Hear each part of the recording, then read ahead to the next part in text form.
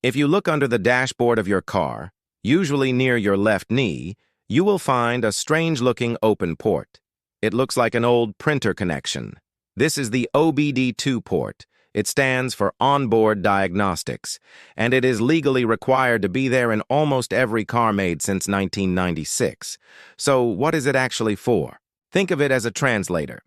Your car is basically a computer on wheels. It monitors thousands of data points every second: fuel mixture, oxygen levels, engine temperature, and transmission speed.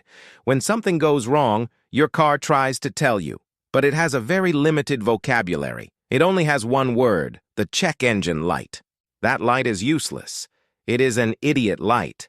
It could mean your gas cap is loose, or it could mean your engine is about to explode. It screams problem, but it never tells you what the problem is. That is why you need an OBD scanner. You plug this device into that port, and it asks the car, what specifically is hurting? The car replies with a code. PU300 means a misfire.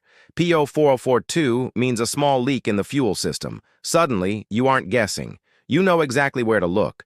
But the scanner does something else, something even more valuable.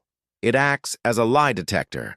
This is critical if you are buying a used car. The scanner can see the car's readiness monitors. These are self-tests the car runs to make sure everything is working. If a seller tries to hide a major engine problem by clearing the codes just before you arrive, the light on the dashboard will turn off. It looks fixed. But the scanner will see that the readiness monitors are set to incomplete. It tells you that the car's memory was recently wiped. It tells you the seller is hiding something. An OBD scanner changes the power dynamic. It turns a mysterious, expensive machine into something you can actually understand. You don't have to be a mechanic to own one.